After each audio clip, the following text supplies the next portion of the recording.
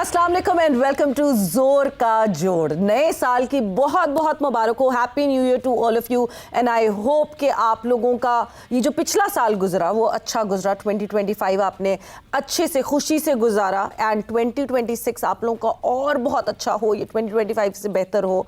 And not just आप लोगों का बहुत अच्छा, ऑब्वियसली मेरा भी अच्छा हो, हम सबका बहुत अच्छा हो, बट पाकिस्तान क्रिकेट और पाकिस्तान स्पोर्ट्स का ऑल टुगेदर ये आने वाला साल और ज़्यादा अच्छा हो, हमें और ज़्यादा जो है फतवात मिले। बिकॉज 2025 का जो स्टार्ट था it wasn't that good, but and में आते आते नेशनल टीम से ज़्यादा इतनी खुशियाँ नहीं मिली, मगर येस एज क्रिकेट पे हमें काफ़ी खुशियाँ मिली।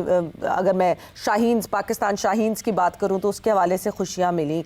बट येस 2025 का हुआ इख्तिताम, 2026 की हुई शुरुआत। क्या है आपकी न्यू ईयर रेजोल्यूशन, आप लोग भी हमें कमेंट्स में बता सकते हैं। मगर आज हमारी डिस्कशन इसी बात पे रहेगी। हम ज़रा नज़र डालेंगे 2026 में क्या क्या और आगे टास्क्स आने वाले हैं, क्या क्या और आगे वो कहते हैं ना पढ़ाओ आने वाले हैं पाकिस्तान क्रिकेट के लिए, और हम क्या एक्सपेक्ट करें, क्या हमारी एक्सपेक्टेशन रहेगी इस साल में अपनी पाकिस्तान क्रिकेट टीम से। और ये पूरी डिस्कशन करने के लिए मेरे साथ मौजूद हैं none other than doctor Numan Niaz. अस्सलाम वालेकुम doc and welcome to the show.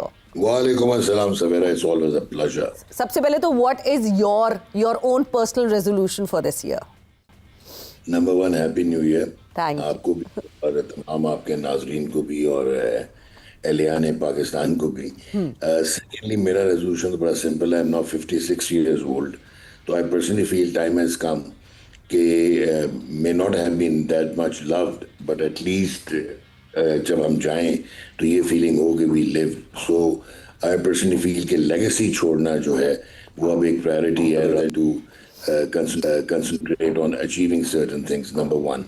Number two, to become still a better human being. Number three, to contribute as resolutely or as passionately as we have been trying to do in the past as well. और I hope कि this augurs well. सेहत ने अगर साथ दिया तो at least now these are the few years जहाँ पे हम कोई कंट्रीब्यूट करना चाहूँगा। एंड मेरा रेजोल्यूशन बड़ा प्रैग्मेटिक है और प्रैक्टिकल है। No ambitiousness, but I want to see Pakistan की स्पोर्ट्स भी और पाकिस्तान ग्रोइंग एंड ग्लोइंग। रब बेहतर करेगा इंशाल्लाह। इंशाल्लाह इस बात की तो हम सबकी दुआएं हैं। Doc, you have a complete collection of so many important things that has gone by, जो ऑल ओवर क्रिकेट में जो रही चीज़ें, जो ऐसे मौके रहे, ऐसी मेमोरीज रही, उसकी कलेक्शन है। Anything that you are looking up to और यू आर रूटिंग फॉर कि अब इस साल में मैंने अपनी कलेक्शन में ये चीज़ें भी जमा कर लेनी है?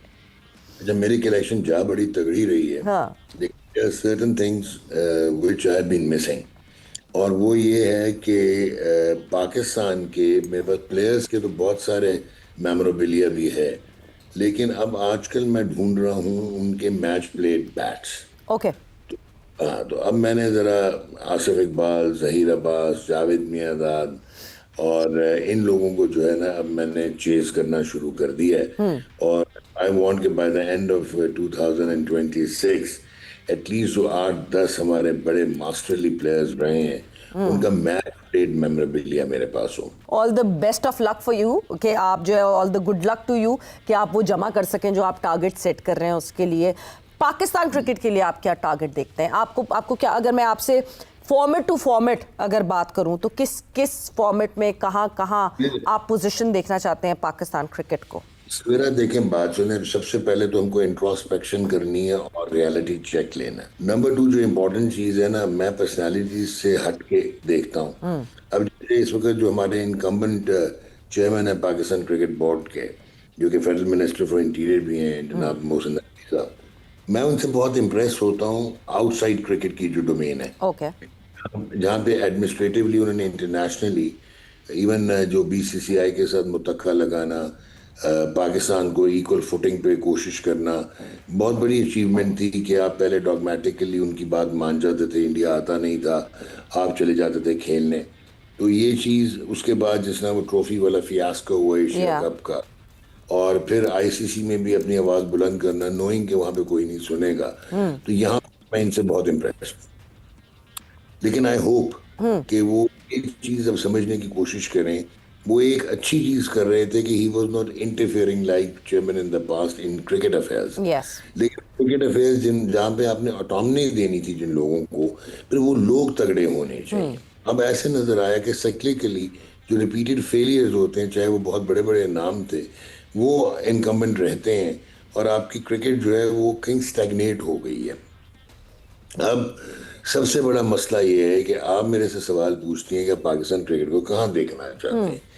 यार मैं तो देखना चाहूंगा ना कि टॉप 4-5 टीम्स का हिस्सा बन जाए, पाकिस्तान की टीम डेवलप बोर्ड का हिस्सा बन जाए। तो वो तो अभी होता नजर नहीं आ रहा। और दूसरी वजह ये है कि हम लोग शायद हमारा फोकस और रेजिस्टेंस टू चेंज बहुत है। जो लोग वहाँ पे हैं वो इनसिक्योर हैं शायद, और वो नहीं चाहते कि टेक्नोक्रेट्स आए। वो नहीं चाहते कि वो मॉडर्न टूल्स और टेक्नोलॉजी जो है वो इनकॉर्पोरेट की जाए पाकिस्तान क्रिकेट में, जिनसे वो वाकिफ नहीं है। बिल्कुल। क्योंकि doc, keeping you in mind, क्योंकि आप आज हमारे साथ इस शो पे मौजूद है, सबसे इंपॉर्टेंट मुझे तो ये लगता है कि पाकिस्तान क्रिकेट बोर्ड में मेडिकल अवेयरनेस बहुत ज़्यादा होनी चाहिए, बिकॉज हमने सबसे जो लीनियंट जिस डिपार्टमेंट को रखा हुआ है ना, जिस पे सबसे कम ध्यान देते हैं, जबकि एक एथलेटिक स्पोर्ट्स फेडरेशन जब हो और वो अगर मेडिकल पे ही ना उसका ध्यान हो, क्योंकि athletes and all the medical things, all that physical things, those go hand in hand. और मुझे लगता है कि हमने उस पे सबसे कम ध्यान रखा हुआ है। शायद इस साल में उस पे तब्दीली ज़रूर आनी चाहिए। लेकिन सवेरा सबसे पहले नंबर 1, हाँ। मेरा आपको पता है क्वालिफिकेशन भी है। तो मैं ये ज़रूर आपको कहना चाहूँगा कि एक ज़माने में आपकी मार्केटिंग, आपका कमर्शियल डिपार्टमेंट, आपके ब्रांडिंग्स और आपकी जो है ना ऑपरेशनल डिपार्टमेंट, वो बहुत फोकियत रखता था किसी भी क्रिकेट बोर्ड में। फिर ब्रॉडकास्टिंग राइट्स आ गए, उन्होंने और आपकी ऑलमोस्ट ऑटोमेटेड रेवेन्यू जनरेशन शुरू कर दिया। Cricket sells itself, number 1। तो अब इम्पोर्टेंट क्या चीज़ हो गई कि जो मेडिकल पैनल है, क्योंकि आपकी ये जो मॉडर्न क्रिकेट है वो फिजिकल बेस्ड है। बिल्कुल। और अच्छा, अब हम बात करते हैं सुपरा फिटनेस। ठीक है, अब हमारे इंटरनेशनल फिटनेस क्या हमने अटेन की है या नहीं की है, वो भी हमारे को इतने ज़्यादा प्लेयर्स नहीं हैं जिनको हम ये कह सकते हैं कि वो इंटरनेशनली फिट हैं इंटरनेशनल क्रिकेट के लिए। Yes. तो सुपर फिटनेस जो है वो ग्लेन फिलिप्स वगैरह की है। वो फिटनेस होती है जो एक्सेप्शनल होती है। उसके लिए आपको state of the art medical panel चाहिए, इक्विपमेंट चाहिए, टूल्स चाहिए, क्वालिफाइड लोग चाहिए। तो पाकिस्तान क्रिकेट बोर्ड को ये डिफरेंशिएट करना पड़ेगा कि नो, अब this is not the time for diploma holders और ऑर्डिनरी एमबीबीएस डॉक्टर्स। अब स्पोर्ट्स फिजियोलॉजिस्ट आपको चाहिए। आपको रिहेबिलिटेशन जो है वो 3-4 किस्म की होती हैं और उसमें सुपर स्पेशलाइजेशन हैं। बिल्कुल। फिर उसके बाद आपकी न्यूट्रिशनल डेवलपमेंट है, फिर इंजरी प्रिवेंशन है, फिर ये आप कहते हैं ना कि मल्टी डिसिप्लिनरी अप्रोच चाहिए आपको, बिल्कुल। बायोमैकेनिक्स चाहिए, कैनेजोलॉजी चाहिए। तो वो सारी चीजें आप जब तक state of the art equipment लेके नहीं आएंगे और टीयर क्रिकेट, एज क्रिकेट में नहीं लेके आएंगे। अब देखिए, खुशाइन चीज ये है कि आपकी क्रिकेट में अब भी बेतहाशा टैलेंट है। जी। ये लड़का जो समीर आपका लड़का खेला, ये बिल्कुल। बिल्कुल। बाद मिनाज का भाई समीर मिनाज, जी। उसने शो किया आपको कि आपका टैलेंट की कमी नहीं है, लेकिन टैलेंट 5 से 8%, 10% रह गया हुआ है स्किल सेट। बिल्कुल। डॉक, मगर थोड़ा सा मैं इसके बीच में, क्योंकि हमने जो पिछले साल अभी बिल्कुल एंड में देखा कि जिस तरह अंडर 19 की टीम खेली, जीती, एक थोड़ा सा, क्या पाकिस्तान क्रिकेट बोर्ड को अपना अब पार बदलने की जरूरत है? मुझे ऐसा लगता है कि हमारा पार है इंडिया से जीतना। दिस इज आर पार। दो के मैं जब इंडिया को देखती हूँ तो उनका पार अब ऑस्ट्रेलिया और इंग्लैंड को टच करता है, इसलिए वो शायद बेटर और बिगर टीम होती जा रही है। हमने शाहीन्स जीता, शाहीन्स क्योंकि एक बहुत अच्छा मैच था, it was a wonderful final, वो सुपर ओवर तक गया और सुपर ओवर के बाद जाके हमारे लड़कों ने अपने नर्व्स को काबू रखकर वो मैच जीता, मगर वो बांग्लादेश के अगेंस्ट था। May be that kind of a hype उनको नहीं मिली जितनी इन अंडर 19 के लड़कों को मिली। दो के ठीक है, मिलनी चाहिए, मगर फिर दोनों को बराबर मिलनी चाहिए थी। आपको लगता है वो पार्ट चेंज करने की जरूरत है? नहीं, देखिए, एक तो नंबर 1 चीज ये है कि आजकल इंडिया सिर्फ एक क्रिकेट टीम नहीं है ना। अब मसला ये है कि आपका जियो पोलिटिकल जो इम्पैक्ट है और जो 10 मई के बाद से हुआ और जो आपकी जियो पॉलिटिक्स है, उसमें जो है आपने एक नैरेटिव बिल्डिंग करनी है। और वो मेरे ख्याल में कोई हर्ज नहीं है कि आपने इसको बहुत ज़्यादा ग्लोरीफाई किया। लास्ट कपल ऑफ वीक्स में या लास्ट वीक में जो हुआ, Pakistan under 19 beating. अच्छा दूसरा the way they beat them was massive 191 runs. Yeah. उसके बाद आप बहुत इंडिया से मुसलसल हारते रहे थे और यहाँ पे इंडिया को हराना तो ये भी एक रीजन था तो ये it was more of politics plus cricketing glory. अच्छा एक चीज है कि आप जरूर नवाजें प्लेयर्स को. They deserve rewards if they Yes. Bring such results. Prime minister of Pakistan मिले, chief of defence forces field marshal Syed Mohammad Asim Munir साहब मिले. जी. इसके अलावा अपना चेयरमैन पीसीबी साथ आए टीम के.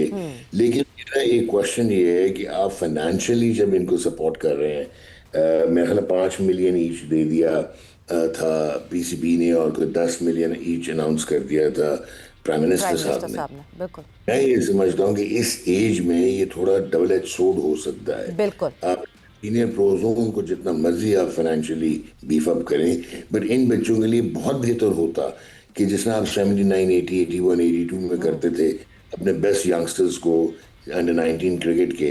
आप एक तो बायलैटरल सीरीज खेलते थे और उसके बाद आप किसी को ऑस्ट्रेलिया भेजते थे, किसी को इंग्लैंड भेजते थे. बेहतर हो कि आप इन लड़कों को साउथ अफ्रीका, इंग्लैंड अकेडमीज में और ऑस्ट्रेलिया भेजें, लब्रा में, जहाँ पे इनकी क्रिकेटिंग स्किल भी हो और इनमें इन्वेस्ट भी किया जाए. इनकी एक वो चीज़ है ना, इनकी वो हंगर इतनी जल्दी ना ख़त्म करें. और ये जो इतने सारे जो पैसे दिए जा रहे हैं, ठीक है, अच्छी बात है, बिल्कुल एक मॉनेटरी बेनिफिट होना चाहिए, मगर वो शायद इनकी कंस्ट्रक्टिव एबिलिटी में लगाए जाए तो वो ज़्यादा अच्छा है.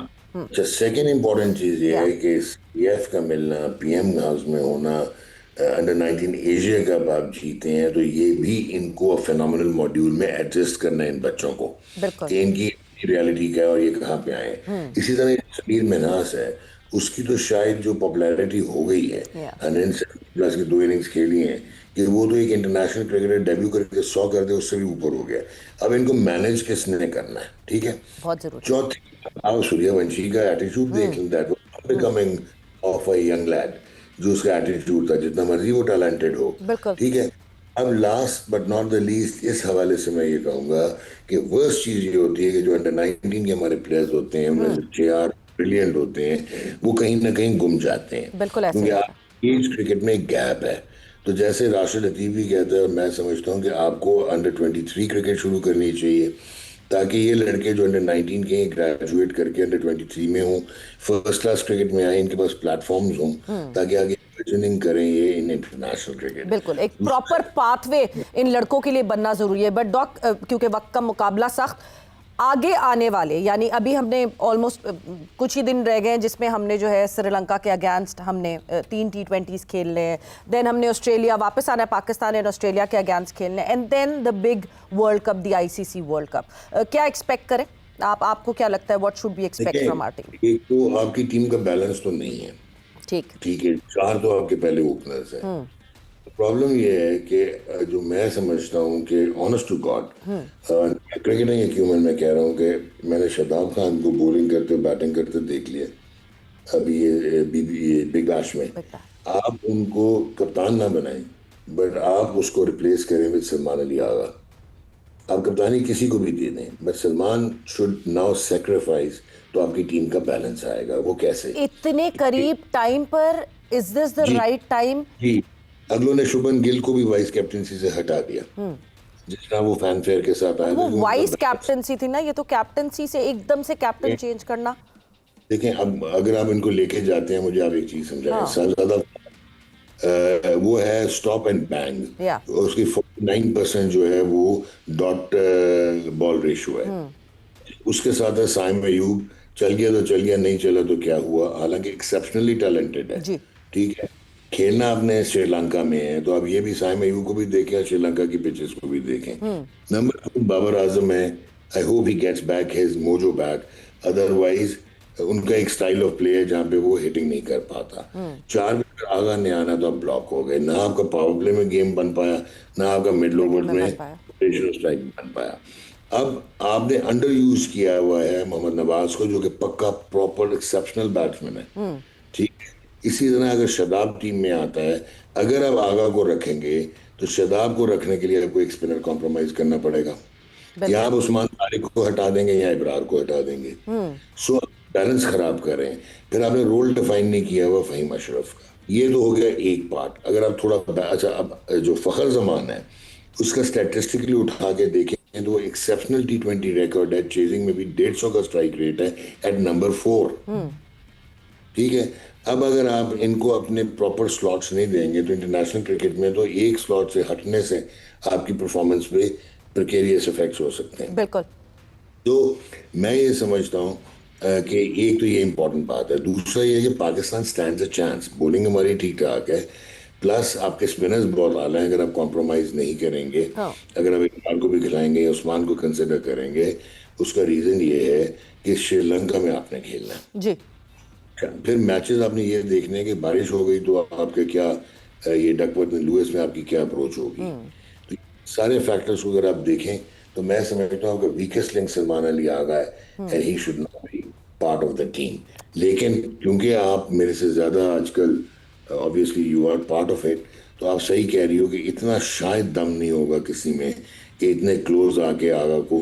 अच्छा, फिर जो आप जीतते रहे मैचेस, जी। किस ऑपोजिशन अगेंस्ट जीते हैं, कहाँ पे जीते हैं और किस किस्म के मैचेस जीते हैं। जीतने का नंबर आपको डिसाइड करके नहीं बताता कि आपकी टीम कहाँ पे स्टैंड करती है। नहीं नहीं, ठीक आपको ऑपोजिशन और कंडीशंस जो हैं वो बहुत ज़्यादा इम्पैक्ट करती हैं। आप वो एक फेक बबल में नहीं रह सकते कि आप किन के खिलाफ खेल रहे हैं और जीत रहे हैं। डॉक, एक वन लाइनर आपसे, बिकॉज वक्त बिल्कुल ख़त्म हो गया है राइट नाउ। T20 पे ही मैं क्योंकि फोकस कर रही हूँ। 2026 would be the year for T20 world cup उसमें होना है, एंड देन 27 में हमने ODI खेलना है, बट हम 26 में बहुत कम लिमिटेड ODIs खेल रहे हैं। सो T20 पे फोकस रखूंगी। 7th रैंक टीम है इस वक्त पाकिस्तान।